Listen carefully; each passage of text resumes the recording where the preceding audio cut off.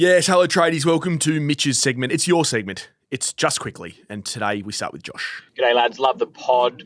Just quickly, with all the chat around the draft being compromised, just wondering in about 10 years' time when that first mother-son might be eligible.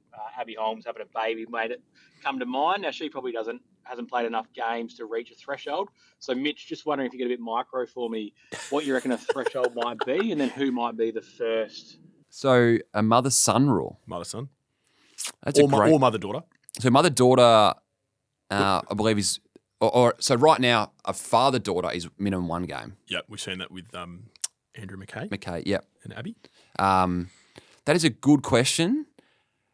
Oh, so what is it? 100 games right now for the father-son, and the women's competition as it stands plays about 40% of a typical men's season. Yep. So I'd say 40 games. Yeah, I like it. It's great that we're talking about this, by Yeah. the way. And as to Joshua's point, 10, 20, 30 years' time, there's going to be a whole lot more of them. I love that rule. I hope we don't get rid of it, by the way. I know there's been a lot of talk about it. Thanks, Josh. Anthony. G'day, boys. First time, long time. Just quickly, is there a minimum or maximum amount that a club can pay a player within a year in regards to their contract? So say a club signs a player for 5 years at $5 million.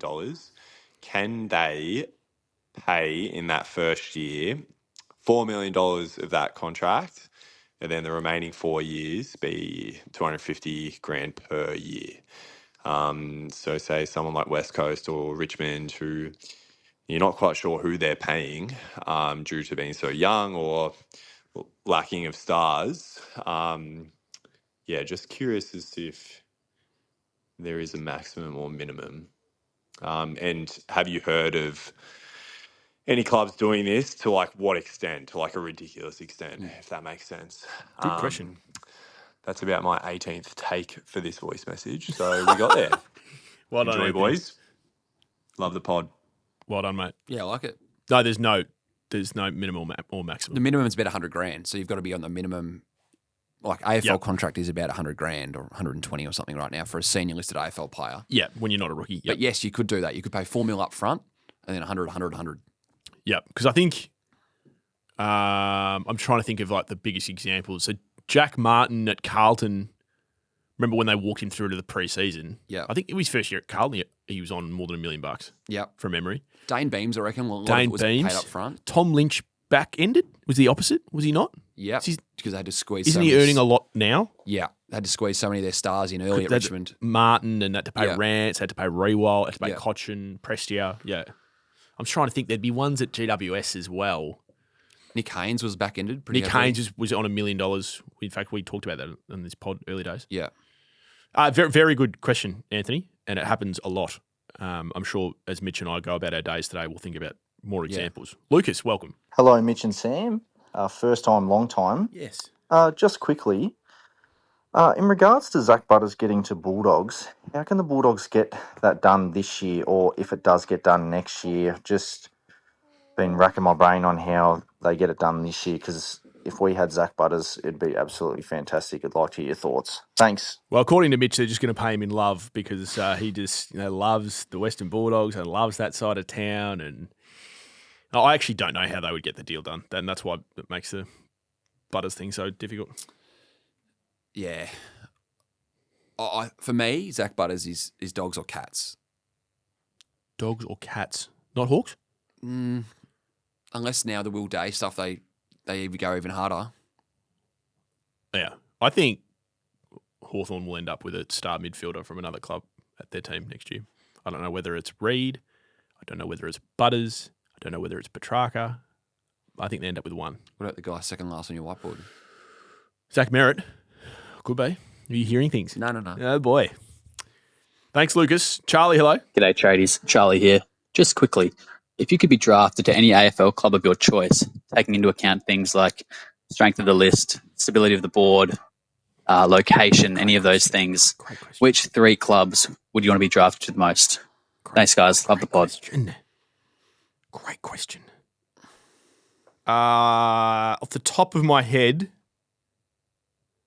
I would like to go, in no particular order, Collingwood, Hawthorn or Gold Coast.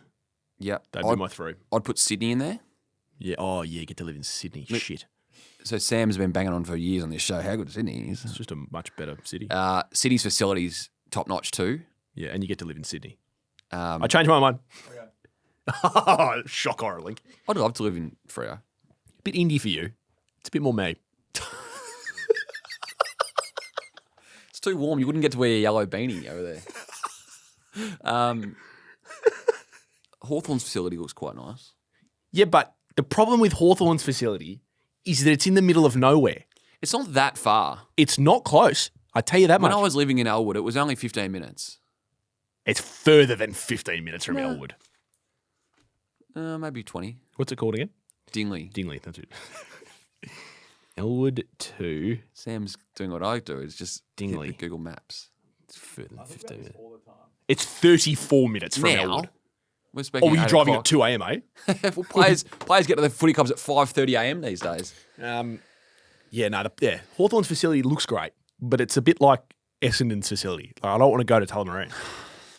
Got the wave pool next door. That's been a raging success. I see they're putting a new wave pool in Dingley. I saw some online report last night. Are they? Yeah. What, at the club? Not at the club. Oh. Nearby. Dingley Village. Okay. Best of its, or as top notch as it comes in the Southern Hemisphere or something. Yeah, the problem with Dingley is that it's in Dingley. I know you don't leave sort of the Richmond area. Oh. Richmond, Malvern, Paran sort of view. Coming from you Oh. in Middle Park. Oh. How dare you? Glass Down in houses. Geelong on the weekend. Glass houses, my friend. Last but not least, we have a second Lucas. Hey guys, just quickly, I'm a bit of a Port nuff, so what changes do you reckon Port need to make on the list? Have a fair few players out of contract. Seen they're interested in Will Brodie and Jacob Ware. What changes would you guys make if you were the list managers at Port? Cheers. I just want to hold on to Lucas. I want to park it for next week. I'm going to do a special Port Adelaide segment about their next couple of years. Okay. Some homework. Yep, because they've got it's been something I've been wanting to do for a while. I just haven't got around to it. Okay. With Wimbledon and then the British Open, and got a little bit of time now. I'm going to do a special Port segment. Okay. And how they'll sell Butters to stay, because they've got some kids coming in and they've got some academy picks and father son. So let's just hold. All right. That does us for Just Quickly. We'll see you next week.